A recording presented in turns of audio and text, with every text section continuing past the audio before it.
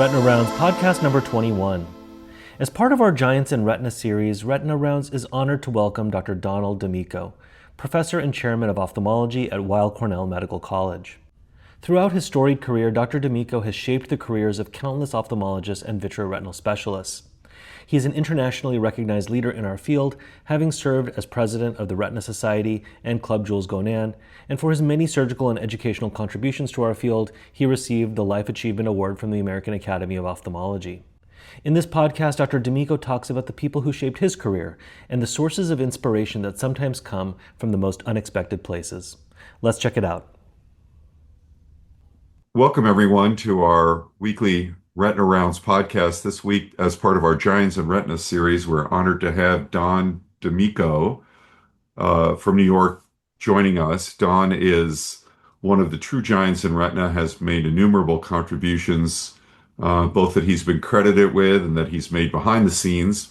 And he's been, I'm honored to say, one of my consigliaries throughout my career and has given me great advice throughout. So, Don, welcome to Retina Rounds, and thank you very much for joining us. Well, Steve, it's an absolute pleasure to be here, and thank you for the very generous, if not highly exaggerated introduction. Well, they're the best kind, aren't they? So, Don, tell us what your day was like today in New York. Today in New York, I got a haircut, not especially for you, but I did start with an early morning haircut, and then I went to the gym, which I have done pretty much 5 out of 7 days for 30 years. I always find 25 to 30 minutes to do something. I'm not sure I like it, but I always go to the gym. I feel it's really important to stay fit, especially given an Italian cardiac history that I managed to inherit. Then I came to work and I had patients. There were a number of people. There were 2 international patients, both who need an artificial permanent keratoprosthesis. One was a multiple failed corneal transplant associated with uveitis, and another was a patient from Africa, from Morocco, with a glass injury years ago, normal posterior segment, but had failed multiple PKs due to scarring in the front of the eye. So those are really interesting to see. I have new residents, of course, new fellows today. It's early in the year. I also did some administrative work. There's always stuff going on in the department. And so I'm ping-ponging, as I'm sure you know, between my office where there's some fire I have to put out, and then patients, which I love, and the teaching aspect of it. And then I ran out and got myself a quick coffee so I wouldn't embarrass you and me during this interview. And here we are. But a fairly typical day apart from the haircut, I would say. So tell us about your job running the ophthalmology group at Cornell, one of the storied institutions and truly one of the historically great departments in retina, with contributions going back many generations. What's it like running the department? Well, thank you. It's changed a lot. Let's start with that. So, for the listeners who are either contemplating being chairs or are in fact chair timber, so to speak, I would say that the job is today nothing like the job that it was when I took it. I've been chair now for a little over 18 years, which is obviously Oh no, come on, Don. It was like last week that you were at Harvard. No. It's 18 years here in New York. And when, and well, I can say a lot about it, but let's start with this. Chairmanship jobs today are incredibly diverse depending on the person, the institution, the times. So, for example, when I began, I am probably a fairly traditional chair model in that I'm heavily surgical, heavily teaching, kind of the surgical chair, figure in ophthalmology, as opposed to being a research chair, of which there are many excellent examples. Somebody like Russ Van Gelder just eclipses all of us with his ability to be a great chair and also do, pace setting research. And there are many others. or a an administratively gifted chair, someone who has got his MBA and knows how to reorganize institutes and all of that stuff. So I was started as a traditional model, but then the job keeps changing. When I started, I had four faculty and one that I inherited. Everybody else, when the changeover went, they parted with the department. So there's one holdover, and I brought four, and one of them I'm married to, my spouse Kim Sipple, who is the head of our cornea service, and the other two were Chris Starr, and who is a famous cornea specialist with us, and Paul Chan, of course, whom you know, who's now chair at University of Illinois. But things start getting bigger and bigger, and then the day-to-day stuff that, seeing patients and teaching medical students, you start getting involved in medical college and hospital committees. And then you have a pandemic hit, and then, things are changing, and then there's all kinds of changes in healthcare. And basically now I spend I claw my way back to the clinic and the teaching and the things that I really love, because there's this enormous demand for me to do strategic planning for the medical school and for the hospital, to become involved in outside initiatives, satellite building, et cetera, et cetera. So in many ways, it's become a much bigger job, but less ophthalmologically focused. And I really love the fact that I've been able to grow with that participation in bigger initiatives. For example, we are looking at working ever closer with our hospital partner, and that takes a lot of work because we have an unusual structure. We have two medical schools, Columbia and Weill Cornell, attached to the same hospital. And so there's certain things, and I collaborate very well with Jack Chaffee, my partner chair at Columbia, but there are things in which we have to iron out differences and all. But I think it's still a fantastic job. I'll tell an anecdote. I know you're hungry for no, I'm teasing you. You're hungry for anecdotes, but I, Absolutely. I didn't want to do chairman. I didn't want to do a chairmanship. And I really resisted it. I would get an occasional invite, come interview for this and that. And I was on the study safety committee for Macugen with, talk about two luminaries, Arnell Patz and Alan Bird. And about 20 some years ago, I'm in a car in Orlando driving Alan Bird to one of those ridiculous themed hotels where we're going to have the data safety committee meeting.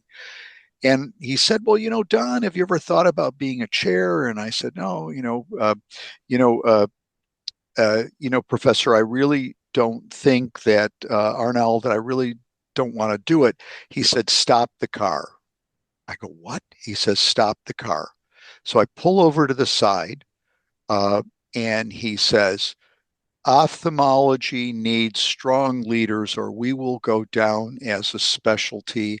Don't you shortchange that job. I want you to make sure." I mean, it was like the voice of God. I didn't, This was we Arnell Pass telling you this? Arnell Patz. Yeah, I mean, I'm not a Wilmer person. I love Wilmer, but I'm not one of his goslings, so to speak.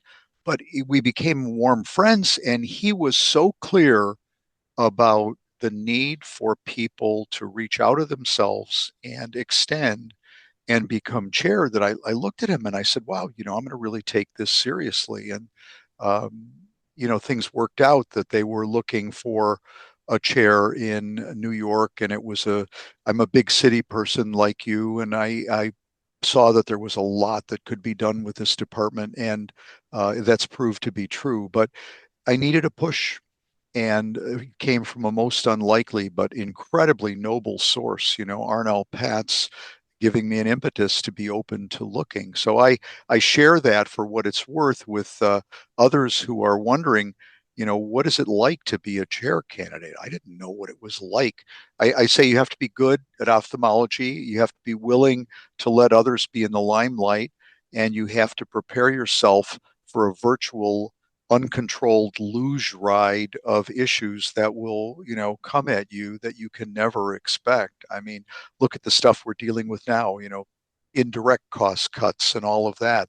What do you do with that? Where do you get the manual for how to deal with that? So that's my long précis on how I view my chairmanship.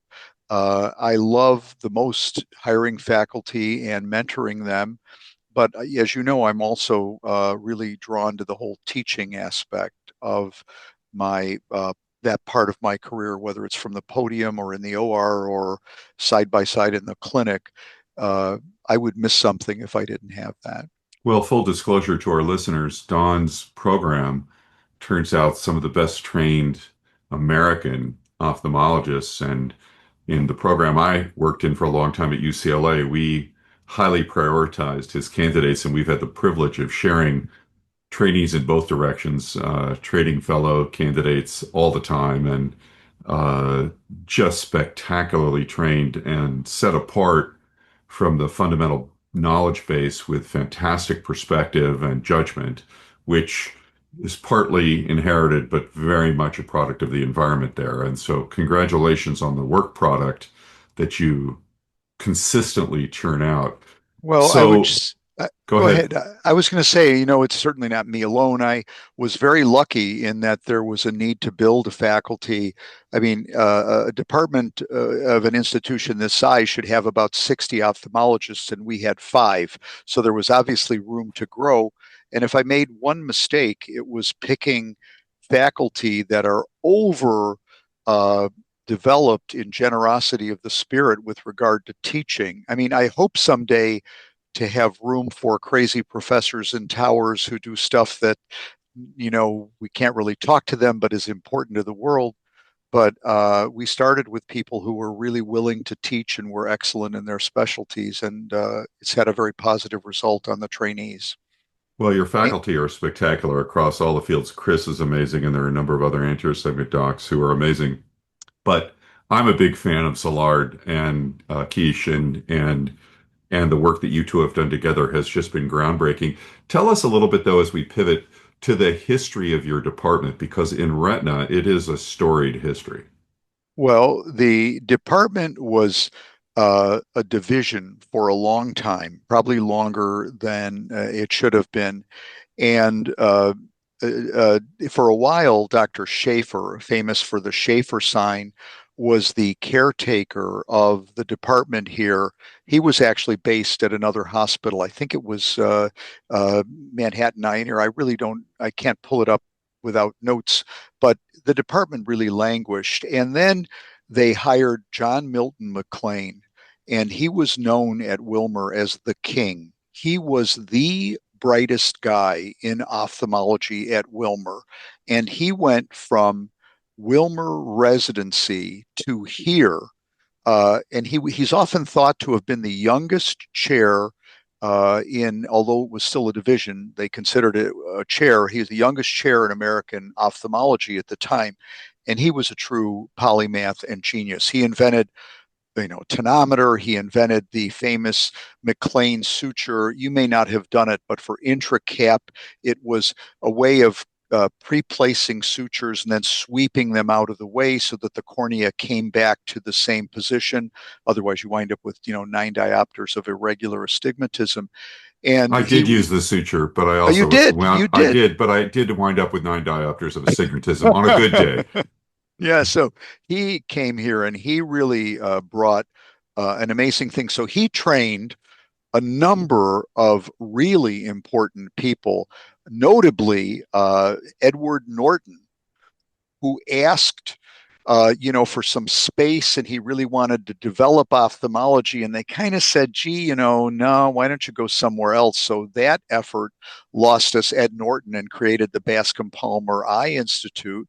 We also had Vic Curtin, who became his number two man. He was a product of this department, and of course, Harvey Linkoff was here as the preeminent retinal surgeon, developing all of his incredible work with non-drainage and using things. And then Jack Coleman came over from Columbia to be chair after McLean unfortunately passed fairly early in his life. And Jack developed the whole ultrasound thing, which really brought additional luminance to the department. And one of his great good moves was to hire Stanley Chang.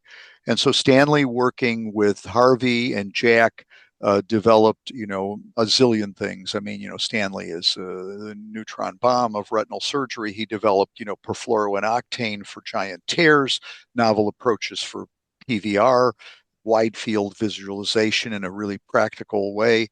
And so that, and then they hired a number of other people who were here to work alongside them. But with superstars like that, the place really not only went from being just a languishing division, but it became a department, a very strong department, and a notably retina focused department. I remember interviewing for the fellowship with Harvey and Stanley and Jack and being just blown away by the gravitas and the warmth, the accessibility of these just giants in our field, and so impressive, so impressive. And so let's talk a little bit about your journey. How did you decide to be a doctor and come into ophthalmology? Badly is the way I would start, and haphazardly would be the two. I've told this story before, but I had no idea at all that I wanted anything to do with medicine.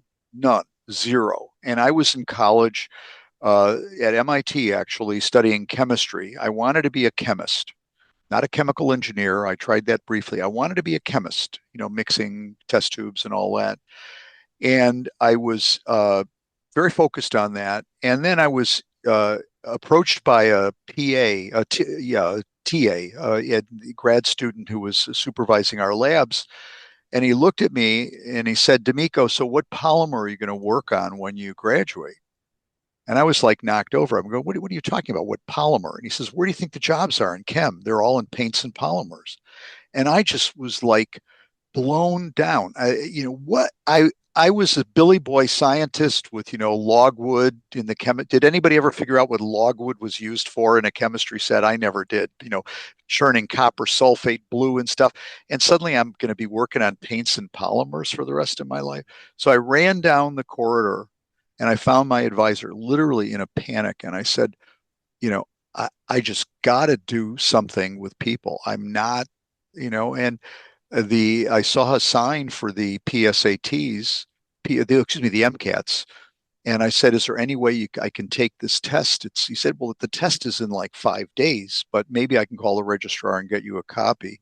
So I literally never thought of medical school until well into college, and then I got really lucky and got into medical school. I was a hippie at the time, and I had not this length. I had, really not quite waist length, but I was up there, waist length hair.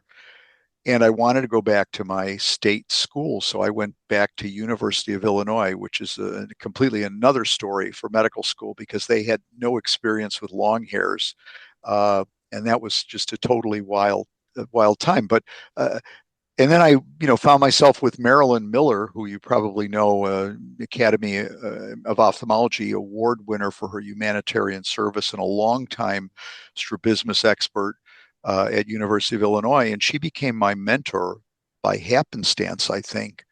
And so I was drawn into the penumbra of ophthalmology. And you just happened to be attached to her, or did you seek out ophthalmology? Well, I think as it was, I was what happened was I left medical school. Okay, I didn't want to reveal this, but I will reveal it to you because you're a friend. I After first year, I hated medical school so much that I quietly left. I had been accepted into a program called the James Scholar Program, which meant you could take uh, courses anywhere in America or probably the world. And, if you could get an approved clerkship or a class, you could get University of Illinois to give you a degree. So the first year, though, you had to do in the lecture hall. And I went into a lecture hall with, I don't know, hundreds of kids. It's one of the biggest medical school classes, and I couldn't do it.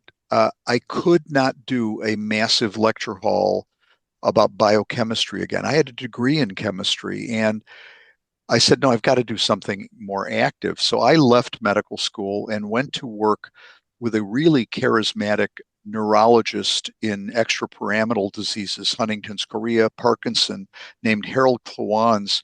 And he took me into his lab, and the next thing I know, I'm feeding amphetamine to rats and making them have tardive dyskinesias and stereotypic behavior and suppressing it. So I became a lab guy for him.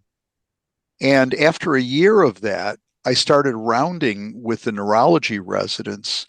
And Marilyn, who I believe had been pre assigned to me, she said, "Are you coming back to medical school?" And I said, "Well, I don't really know." And she said, "Well, there's this great guy in ophthalmology that does neuro ophthalmology named Mickey Rosenberg.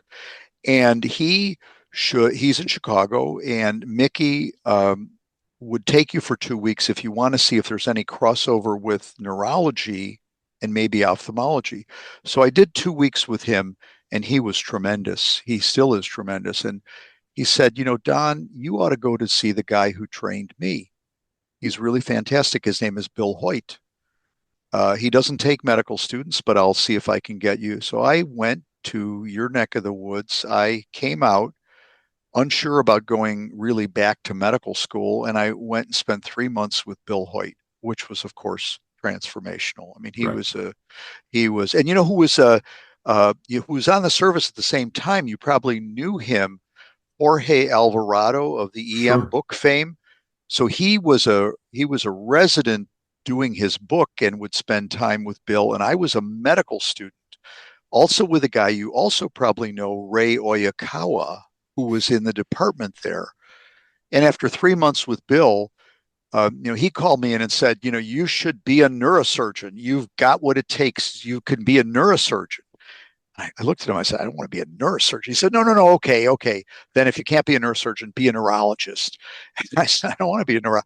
He said, "Oh my God, you're going to do what I did. You're going to become an ophthalmologist." And I said, "Yeah, I think I." And so he was really instrumental in writing a letters that I wish I could have seen this letter, but the next week, all the chairs were asking me to come for interviews. I mean, he really took me from one place and brought me into my career. And we remained fast friends through the Aspen Retinal Detachment meeting, which he loved to attend throughout his life. We Uh, all I love to attend. And I would just say anybody who hasn't attended it, the Aspen Retinal Detachment Society should, because it's a true treat. One of the great collegial academic exercises one can go through. Well, great. Thanks for saying that. I still managed to get myself up on skis, and even though I've been down in the meat wagon a few times in my life, I will not stop until forced. So, but I Well, owe look, I owe look for, Bill for another. our listeners out there, the first time I came to the Aspen Retinal Detachment Society, I think as a speaker, you looked at me, Don, and said, we're talking about who's going to ski with who. And he said, Don says to me, "Do you need to see God?" And I said, "No." He goes, "Okay, you're not skiing with me." Yeah, those were the days. Those were the Yeah. days. Bill was a And, spectacular skier, by the way. yeah. And great man. And just so lucky. It's the brush with greatness, the fortuitous brush with greatness, and then having him recognize your skills is so wonderful. And then where did you end up training as a resident? Well, I got lucky again in that I went to the interview trail. I got interviews at a lot of great places, but I had come from, Chicagoan, but I had loved Boston when my college at MIT. I loved it. And so I got an interview with Klaus Dolman at Mass Eye and Ear. And there was just something about Klaus that I knew I would learn and grow to love, which, I mean, he has become, he recently passed and, he at 100 plus, and I stayed connected to him and co-worker with him, even here in New York and trained his grandson, Tom. I just felt that the Mass Eye and Ear was the right place for me. I mean, it was a war zone at the time. The fellows were fighting with the residents, were fighting with the voluntaries, were fighting with the full-time. It was not one happy family. But I knew that I could thrive in a place with a zillion people and a big institution. And I loved my I loved my residency there. And plus, I got exposed as much as a resident could to the whole Scapin's tradition of sclero. They were a private group by then, but Charlie Regan and Evan Gregutis and others on the retina service were both, Charlie was a member and Evan was a trainee long ago. And so I had that whole Boston retina tradition, which I really got a lot out of. And it was a tremendous, I'm sure you know it well, it was a really phenomenal residency. And then at the end of residency, um, Taylor Smith, who is a little known figure apart from those who knew eye and ear, who was a phenomenal retinal surgeon and eye pathologist. He, I had done a presentation on lattice and all this for him at the conference, and he came over and he said, "Don, what do you want to do?" And I said, "Well, I'd like to do retinal surgery." He said, "I want you to talk to one of my students, Vic Curtin, at Bascom Palmer." And so I wound up interviewing at Bascom Palmer and with Tom Aberg at Milwaukee, and both were very open. But again, I felt the wish to be in a really big institution. And, Curtin and Norton and, Blankenship and Clarkson and Blumenkrantz and all of those people, Harry Flynn at Buddy Culbertson, all the Bascom Palmer faculty just became dear, lifelong friends and helped me enormously. So I was super lucky, Steve. I got the best of Boston, and then I got their competing school, the Bascom Palmer, and what could be better? Nothing. Honestly, that time at Bascom, and frankly, that time at the Ioneer in Boston was the golden time. I mean, they're both you know, come and gone and come back again multiple times, but they're just amazing, amazing faculty and what a cohort. So who were your co-fellows, or was it one a year at that time? We were five. Jim Tiedemann was the Don Gass Fellow for a year in macula. Then Lee McLean, who is in Asheville, North Carolina. John Olson, who is in Florida. Lee Anderson, and Calvin Lee Anderson, who was in Texas, and Calvin Mine, also in Texas. And we've remained close. It's been great. We all went off in different directions, but lived and usually on Key Biscayne and shared a lot of dinners. It was a fun thing because at Bascom Palmer, the faculty and the fellows were really close. So there were, weekend softball games and beach trips to Key Biscayne, and really kind of a fantasy year to live in that magical environment. It's funny because Tom Aberg, who also worked with Makamer some years before, he describes it differently, and he's gonna, if he see, I doubt he'll see this, but he would laugh. He said, "All I ever saw of Florida was the Key Biscayne Causeway driving back and forth to Makamer's lab." But Well, he also loved the place. there's nothing not to love. And let me just ask you this important technical point. How long was your hair when you interviewed with Vic Curtin? Oh, it was very short. Yeah, It was because very my hair short. was just about to my ears, and he told me it was too long. Uh, but what a great privilege to be there. And then you decided, coming out of fellowship, which is the reason I've asked you these stories. How did you decide to go? You went straight back to to Boston out of Yeah, fellowship. well, I did. I did. It was a little weird in that I thought when I left residency that I was going away to come back. But when the fellowship, I was only a 1 year fellowship at the time. As the fellowship is going on and on and on, I'm waiting for Mass Eye to call me, and they're like, hey, what's going on? So I finally called Charlie Regan, and I said, I'd like to put in for an RO1 grant and do some research. And do you really want me back? And as it happened, one of the attendings, the only attending other than Evan, who was vitreous trained, abruptly left and went into private practice. They would have asked me back anyway, but they said, "Oh, absolutely, we want you back." So I get there planning to spend a year doing lab work, get that running before. And Charlie Regan looks at me and says, "We have no one to manage the diabetic unit and do all the emergency retinas. can you handle the diabetic unit? I said, yeah, I know how to do traction detachments, and they were bad, as you'll remember in the early '80s. No endo laser. Uh, so No the next thing, GLP-1 agonists.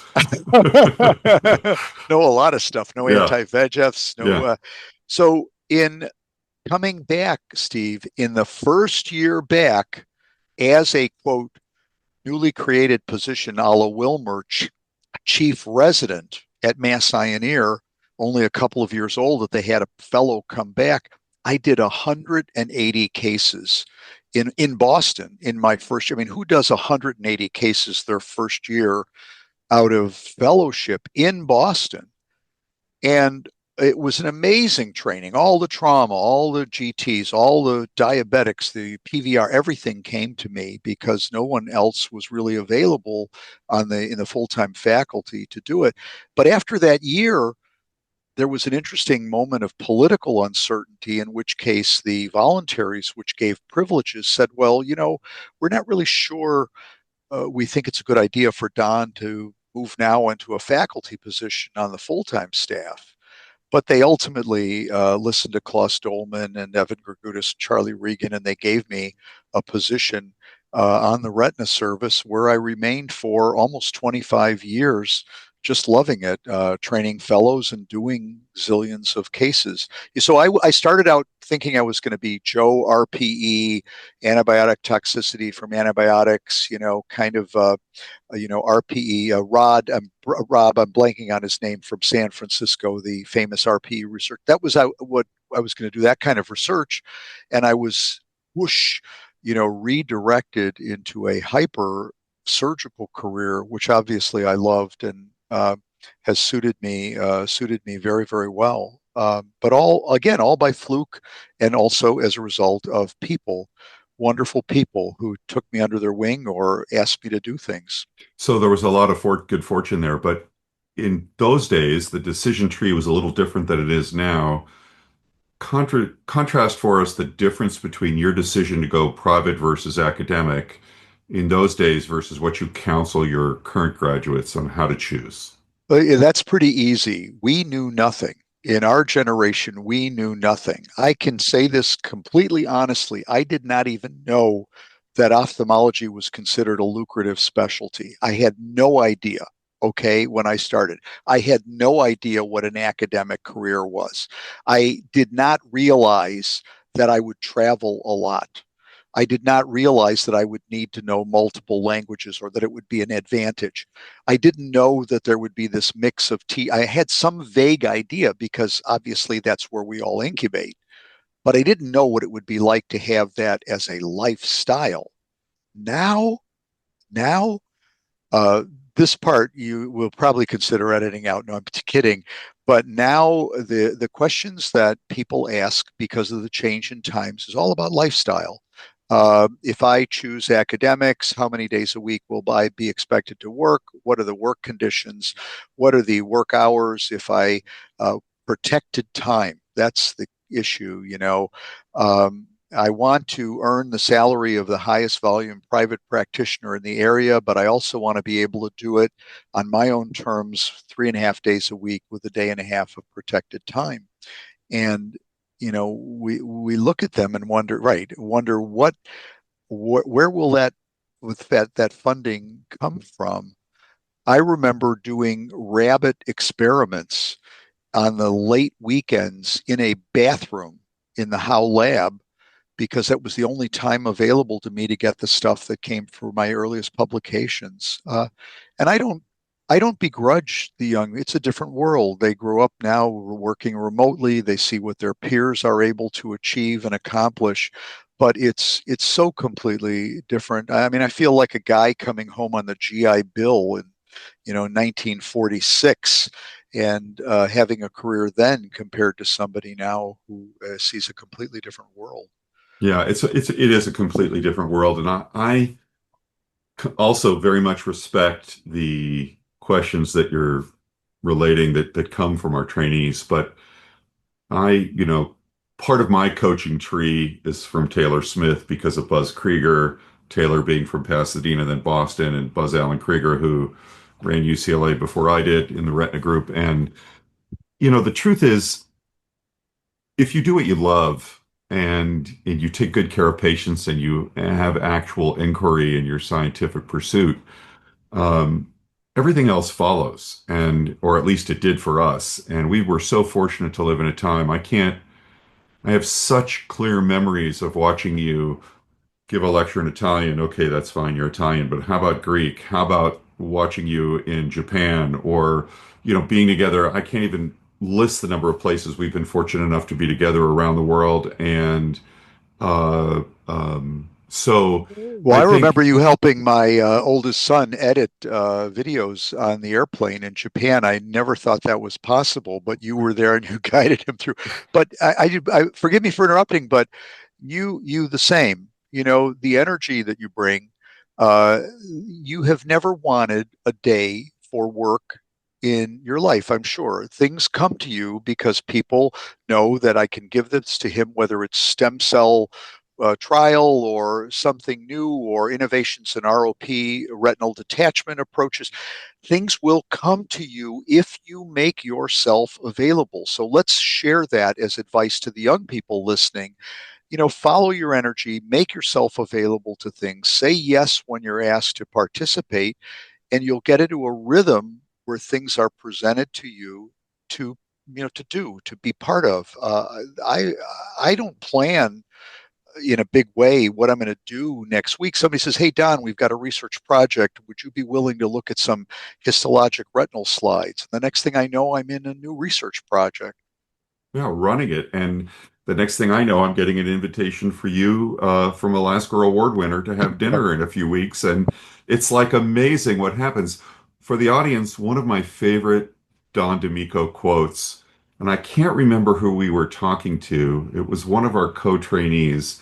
And you said, you're going to come out of fellowship and you're going to be trying to stimulate your practice, and you're never going to know what the perfect day was because shortly thereafter you're going to be trying to regulate flow at Niagara Falls. And good luck with that.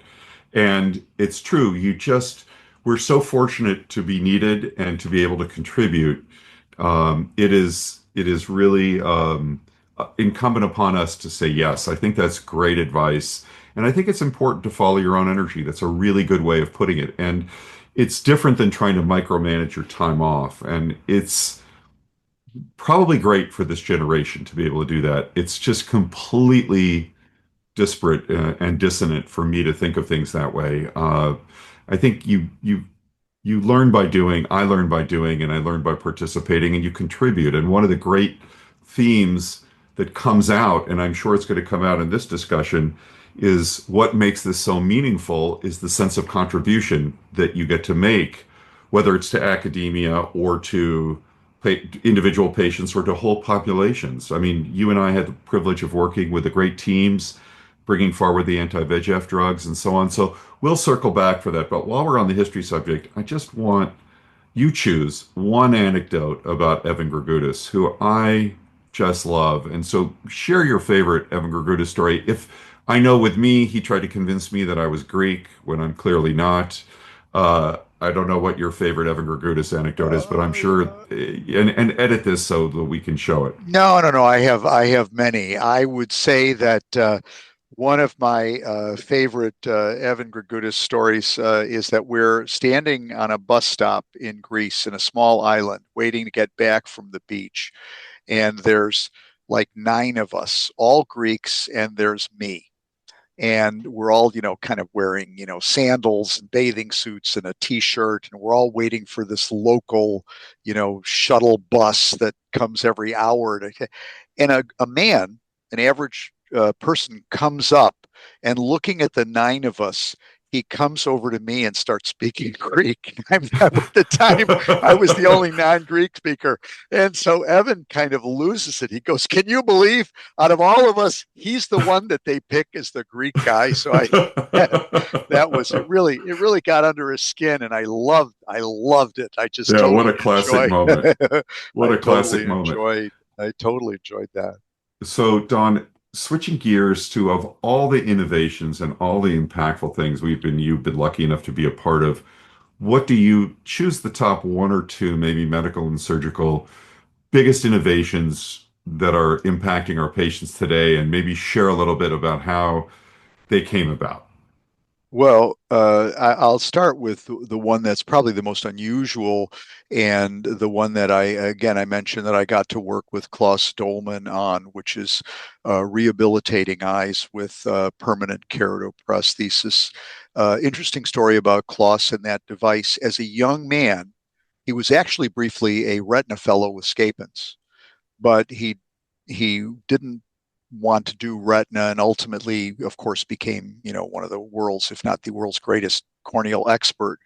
But he started working on permanent keratoprosthesis, and then chairmanship hit, and he gave it up for a while. He said, "This is not a young person's project. This is a project for an old person, because a young person needs success right away in order to get on a podium, to get brand, whatever, but an older person can take failure after failure after failure." So he shelved it for like 25 years. And then when I was a mid level attending, he revived the project. So I was not being presumptuous, I was his right hand man. We'd go into the OR, and sometimes, Steve, we'd work for 40 minutes to find the eye. We would, painfully separate the Stevens Johnson scarred lids, and then we'd take off the pannus, and then finally we'd find the eye. And then he would find the cornea, and then I would do whatever I was going to do, open sky, and then later closed. And we would do these cases together week after week after week, and it kept getting better and better and better and better, and published a lot. And now it is something that still there's tremendous problems, and a lot of people don't want to do it because the cases are so tough and the results are so, different compared to doing a standard RD. But it's become incredibly satisfying. And his grandson, Thomas Dolman, it now manages the K-Pro project at Mass Eye and Ear, and helps us manufacture the K Pros. And it's also fun that I get to do those with my spouse, Kim Sipple. I'm not sure I'd recommend operating with your spouse. It's just not for the faint-hearted, but it's I've a done lot of it. fun. I've Yeah, done it, and it's humiliating because they're such better surgeons than we are, at least in our yeah, cases. yeah. So anyhow, but I think the whole K Pro project has been really, really helpful to me. Something that professionally that I enjoy. Second thing, I'm not sure that I think that the part that has given me a great deal of satisfaction is being kind of involved in uh, society work and clinical trials work in a very in a way that has given me a sense of being fair and objective, whether it's proposing new members for society or helping a society find its legs or participating in a safety committee or clinical trials design committee. I enjoy that work a lot. And that is something that's become a big part of your life, but also of my life. And it's not anything I would have predicted, right? I mean, who knew that we would become involved in developing clinical trials and also in working with Retina Society, Club Jules Gonin, ASRS, the the editorship, and I know you've commented to me personally about this, of Well, creating I the was just going to JV. go there. The editorship is something we need to talk about. So, I So mean, what let's a hold it huge for a sec. contribution. We'll hold it for a second, and I would say, and also the work that I've done in retinal detachment, in trying to understand, the place of retinotomy, the place of vitrectomy, the place of uh, membrane peeling versus membrane suppression, the place of lensectomy, the place of scleral buckling. I've tried to work with these issues as objectively as I can, and usually it's taken the form of, uh, you know, presentations at podiums, or else discussions with knowledgeable colleagues, or even debates such as yourself. But it's given me a real fast. The fact that people think of me as knowing anything about retinal detachment, when I knew Scapins and Norton and Curtin and so many of the people, and Taylor Smith and Buzz, so many of the greats, uh, Mockimer, the fact that I even have an atom of that, I mean, it's enough. It's enough for my life. I don't need to do anything else that somebody would think that I almost knew something about that subject, which I utterly adore.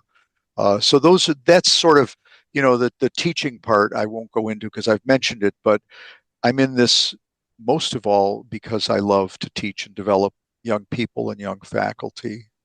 I'm Sure. saying too much, but No, no, it's fantastic. And that's exactly what our listeners want to hear is the inspiration satisfaction quotient that stays fresh throughout a career. It's so different than measuring yourself by uh, income, EBITDA, which is great. It's a great thing to do, and you can do great things. But there's another way forward, I guess, is what I'm saying. And one of our former fellows said, if I can be like Buzz for one day of my career, I will have been a stunning success. And I know you awarded him with a Taylor Smith lecture in Aspen, which gave him more satisfaction than any of the myriad awards he won.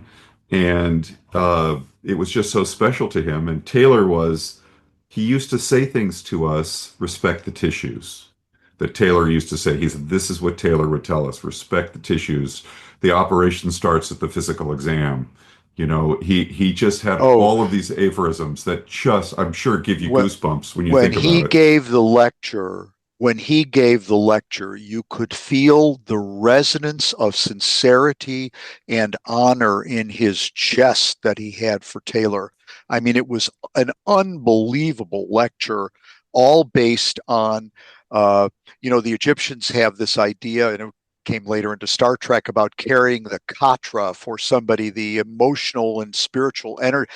He literally imparted to the audience, or tried to as best any human could, the what he got from Taylor. I mean, we're all vessels that are being poured into by these people who, when you think about it, really had no need to do it. I mean, what was in it for, Bill Hoyt or Dolman? But they're superhuman beings, and they gave us all so much, and they continue to give us all so much.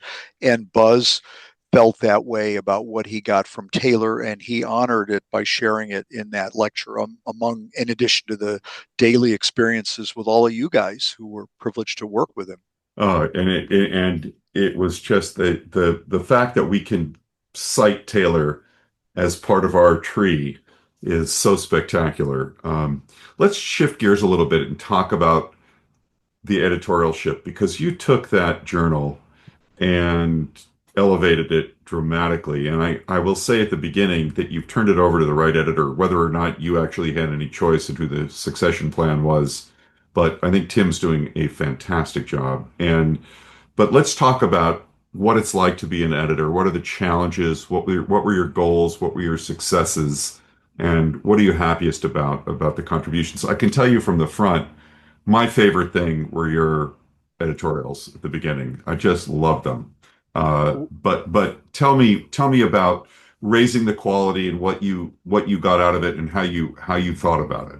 Well, I agree with you that Tim is doing a spectacular job. Let's Unbelievable. start with that. Let's start with that. I mean, so, I had never been an editor, right? Now, I mean, who's been an editor, and especially for a brand new journal? So the ASRS, called me up and said, "Would you like to do this?" And I'm thinking, well, I'm not really Full sure. disclosure, I may have been on the board when we decided that, but anyway, Okay, go on. I'm not really sure, but I enjoy writing. I enjoy contemplative time. And I said, okay, I'll give it a try. And they're thinking, well, what do you think about every 2 months? And I'm like, gosh, I don't even know if we have an article for every year, let alone every 2 months. So there was tremendous uncertainty on all our parts. And I looked at that and I said, well, what can I do as one person of course, I can ask my colleagues to contribute articles and submissions and all of this, but they're going to look at me. It's not PubMed. It's what am I sending my article to JVRD for? Maybe I can lure people or attract people by some lyrical essays. can I write a Lewis Thomas style essay about some theme in retina?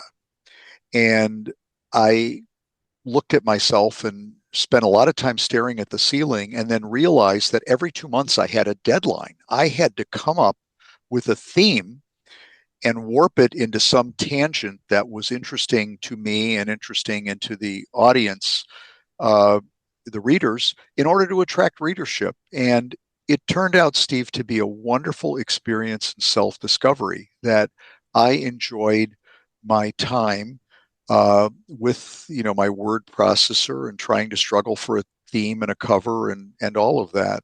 And I learned a lot about myself, that writing has always been important to me, as is speaking, and it's still important to me. And it's something that I hope to have the time to do more of when I leave, the trappings and all of that of a chairmanship. But so that really, I'm pleased that the journal has been a great success, and it will continue to grow and be even better and better with the great leadership it has and the strength of the society and the PubMed approval and all of that.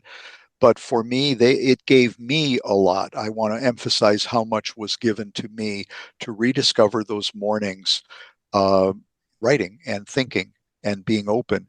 I do not miss haggling with the reviewers nor the authors, I should say. It was generally very okay, but there were times when, uh, it can be tricky, and those are Look, you all. have to have a position, and you have to have a philosophy, and you had one, and you stuck to it, and it was quality, and that's why it grew. You can't publish everything, and you can't acquiesce to strong-minded authors who think their paper is the gift, you know. Yeah, yeah, and it astonishes me even today to realize that I did 36 of those essays. I mean, 36 essays.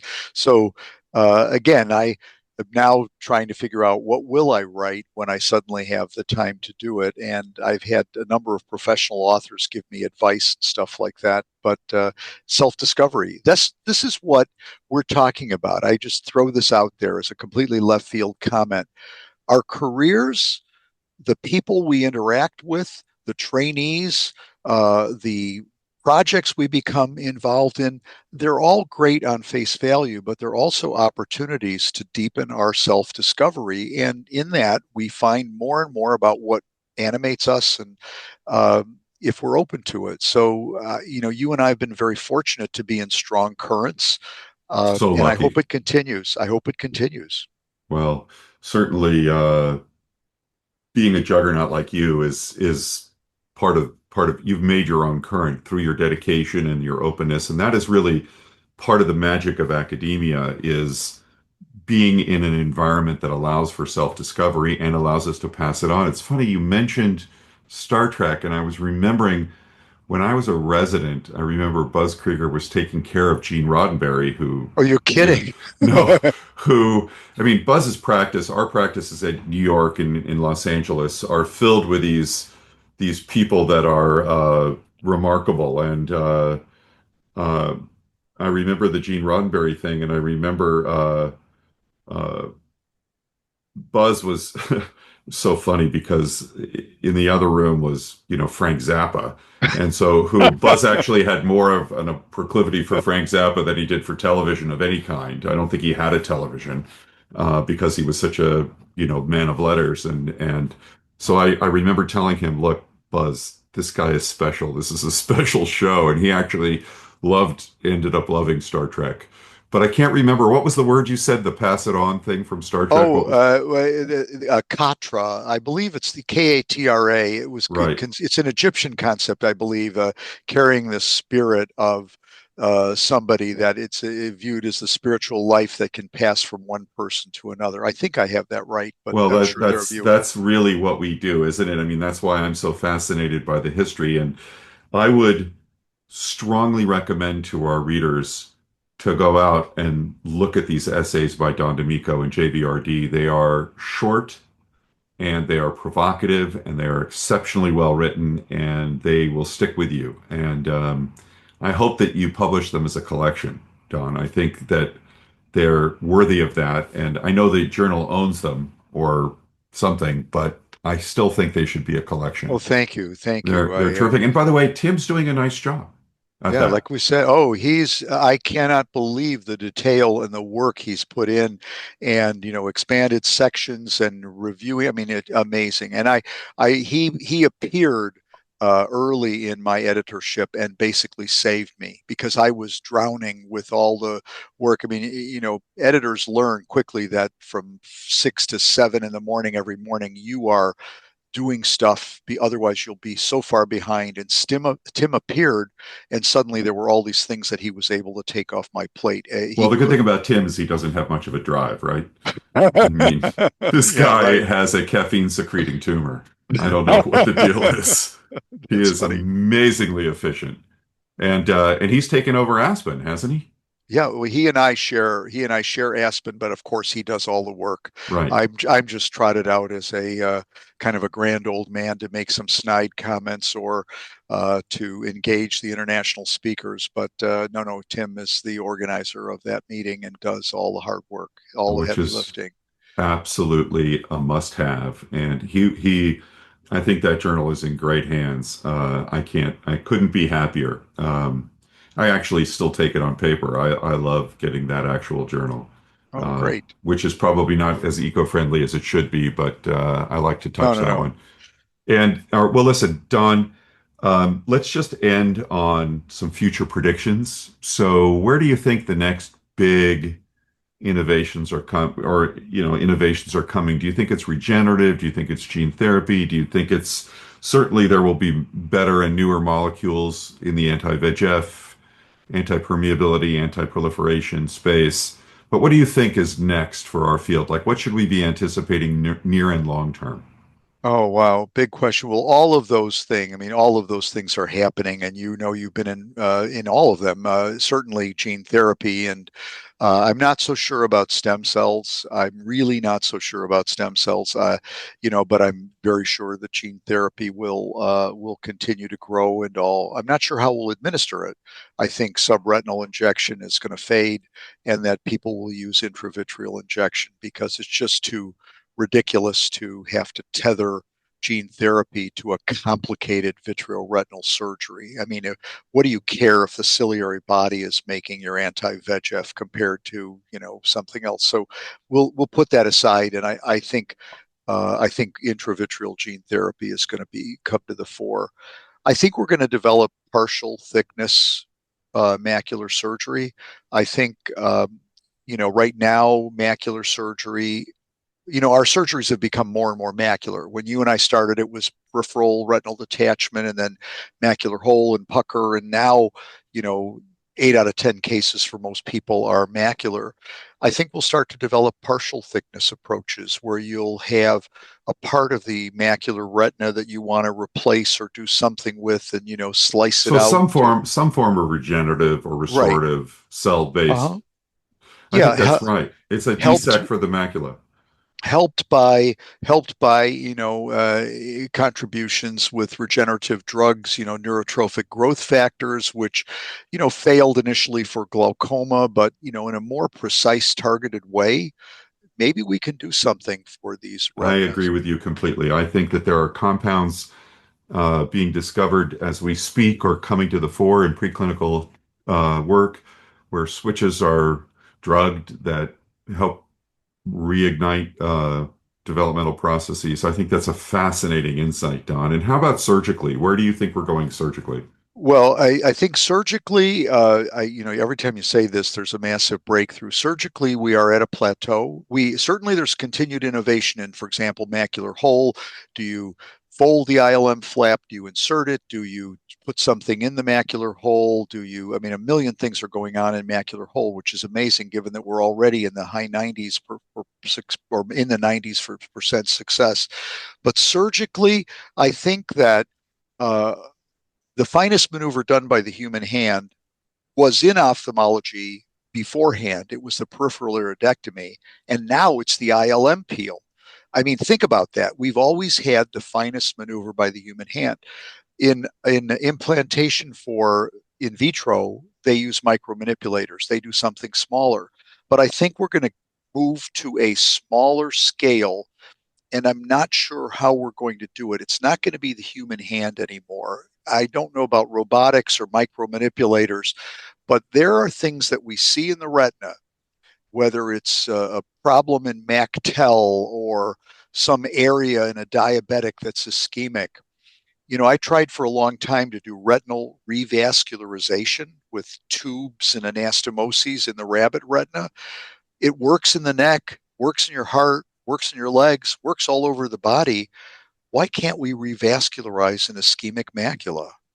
Why not? Have we tried it? Well, we don't really have something smaller than 50 microns tubes commercially available, but somebody's going to figure that out, how to revascularize the ischemic retina. I think that would be interesting to try. I also think that we're really primitive in macular edema, really primitive, and somebody's going to figure out something other than anti-VEGFs and steroid and anti-inflammatories. We really need to be able to take chronic macular edema, uveitis, CME, and just eliminate it. Why can't we do that? Well, we will. We will, Yeah, and will. largely with your help. I'll leave our listeners with one other point about our guest today, Don D'Amico, who taught me a long time ago at international meetings that international surgeons have so much to contribute.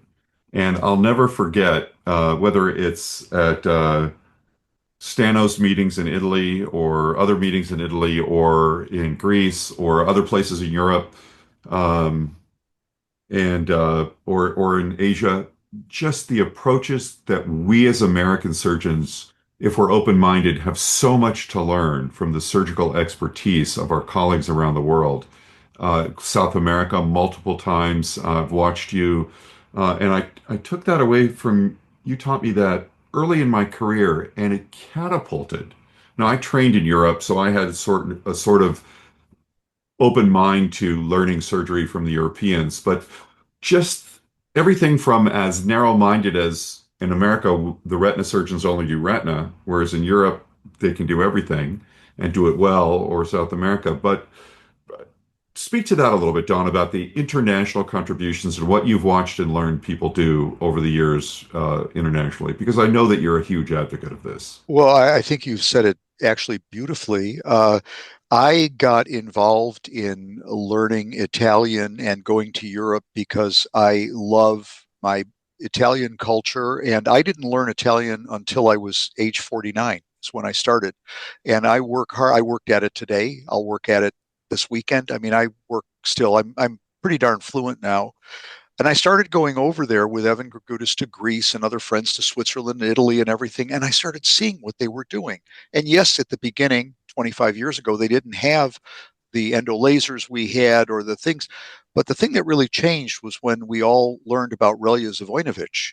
And here was this guy doing these amazing cases, folding the retina over like a taco, cleaning the undersurface, putting it back, and getting reattached. And it just caught fire with me, and it's so enriched my life. I've had some 20 plus international fellows. They learn retina. I improve my language skills. That's the deal. And, I'm very involved in European ophthalmology and wish to remain so. Now, if you go to the floor retina meeting or many of these meetings, the Frankfurt meeting, now the Verona and Munich meeting, its child. You learn stuff. So 2 weeks ago, I was in Milan at Givre, the Italian Retina Society, and Grazia Pertile showed an approach for a subretinal PVR with massive network of membranes. Massive. It's not going to stretch out with a buckle. This was massive. And what she did was she went across the equator of the globe, put a cannula in, went across the equator of the globe, so no retinal perforation, worked under the retina with forceps and light pipe and everything, cut, pulled, did this, pulled it out, and was able to I mean, is this amazing? I She's an didn't, amazing surgeon, by the way. I yes, was watching her at Floretta last year talk about where to hold the light pipe and turning down the light in cases of myopic macular schisis. That was just such a great surgical tip. And this is the point. There's such a rich community that we're so privileged to be a part of. And I really think, Don, your embrace of it really is due some credit because you really made it okay for a lot of American exceptionalism to realize, hey, guess what? They know a lot more about certain things than we do. They have a lot to Yeah. share with us. I remember bringing every year we bring one or two international surgeons to the Aspen meeting, and you know them all. Bringing Stano and these people too. But the year I brought somebody who was completely unknown to the Americans from the Barracare Institute in Barcelona, Jeroni Nadal.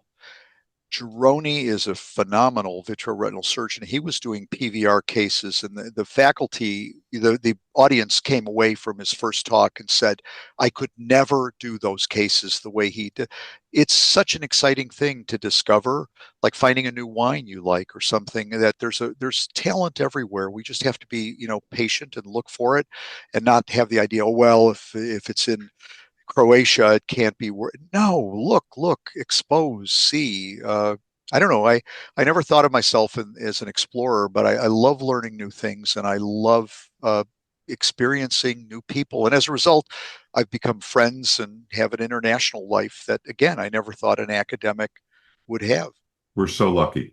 And we're so lucky to have had you on Retina Rounds, Don. We could Oh, talk forever. I want to be respectful of your time so you can finish your day with something hopefully more productive than a haircut. And thank you very, very much for joining us. And I look forward to seeing you soon, hopefully here in Long Beach at the ASRS, if not sometime soon, and maybe in Europe. So, oh, Don, thank thank you. you. Thank you very much. One of the great giants in retina, Don D'Amico. Uh, Thanks, Don, for all your contributions. And of course, thanks for your friendship and your guidance. You are the true consigliere. If you enjoyed this video, please visit us at RetinaRounds.com. There you can sign up for our email list. You'll get a notification every time a new video is posted. And if you have an interesting video or a tip or trick that you'd like to share, please follow the links on our website and you can upload your video there. Thanks so much for watching.